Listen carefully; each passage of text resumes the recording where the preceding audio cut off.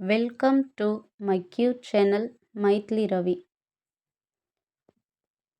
என் மகளின் திருமணம் அன்று அப்பா என்று முதல் முறையாக அழைத்த குரல் இன்னும் என் காதுகளில் ஒலிக்கிறது.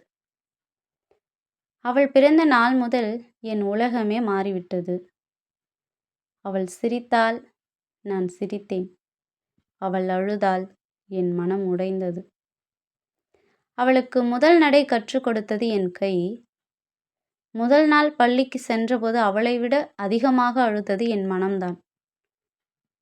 ஒவ்வொரு பிறந்த நாளிலும் புதிய உடை வாங்கி தந்தேன். ஆனால் எனக்காக ஒரு புதிய சட்டை வாங்கி கொள்ள பல ஆண்டுகள் காத்திருந்தேன். அவள் மருத்துவராக வேண்டும் என்ற கனவுக்காக என் நிலத்தை விற்றேன். என் கனவுகளை விட்டு கொடுத்தேன். ஆனால் அவளின் கனவுகளை ஒருபோதும் விட்டு கொடுக்கவில்லை. காலம் பறந்தது. ஒரு நாள் அவள் வெட்கத்துடன் வந்து, அப்பா, எனக்கு ஒரு மாப்பிள்ளை பார்த்துருக்காங்க என்றாள். அந்த நொடியிலேயே என் இதயம் ஏதோ சொல்ல முடியாத அமைதிக்குள் மூழ்கியது. ஆனாலும் அவள் சிரிப்பை பார்த்தவுடன், உன் சந்தோஷம்தான் என் சந்தோஷம் மகளே என்றேன். திருமண நாள் வந்தது. மண்டபம் முழுவதும் உறவினர்கள், சிரிப்புகள், நாதஸ்வரம், புகைப்படங்கள். எல்லோரும் மகிழ்ச்சியாக இருந்தார்கள். ஆனால் என் கண்கள் மட்டும் ஒவ்வொரு நொடியும் என் மகளின் சிறுவயது நினைவுகளை தேடிக்கொண்டிருந்தன. மணமகளாக அலங்கரிக்கப்பட்டு என்னை நோக்கி நடந்து வந்த அவள் ஒரு கணம் மீண்டும் என் குட்டி மகளாகவே தெரிந்தாள்.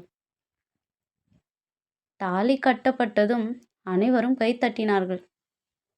நான் மட்டும் அமைதியாக கண்ணீரை துடைத்தேன். விடைபெறும் நேரம் வந்தது.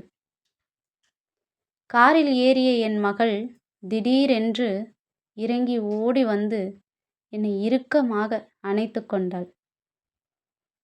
அப்பா, நான் இந்த வீட்டை விட்டு போகிறேன்.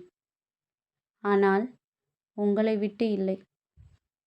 அந்த ஒரு வாக்கியம் என் வாழ்க்கை முழுவதும் நான் கேட்ட மிகப்பெரிய பரிசு. அவள் சென்ற பிறகு வீடு அமைதியாகிவிட்டது. அவள் அறைக்குள் சென்றேன். அங்கே இன்னும் அவள் சிறுவயது பொம்மை, பழைய பள்ளிப்பை, நான் வாங்கி தந்த முதல் புத்தகம். அவற்றை பார்த்தபோது என் கண்களில் மீண்டும் கண்ணீர் வழிந்தது. அந்த நேரத்தில் என் கைபேசி ஒலித்தது. அப்பா, சாப்பிட்டீங்களா என்று மறுமுனையில் என் மகளின் குரல். நான் சிரித்தேன். இப்போதுதான் என் வீடு மீண்டும் உயிர் பெற்றது என்று மனதிற்குள் நினைத்து கொண்டேன். ஒரு மகளின் திருமணம் என்பது ஒரு பிரிவல்ல, ஒரு தந்தையின் அன்பு. இன்னொரு வீட்டிற்குள் செல்லும் நாள் பெற்றோரின் அன்பை மதியுங்கள். அவர்கள் இருக்கும் வரை அவர்களே நம் உலகம்.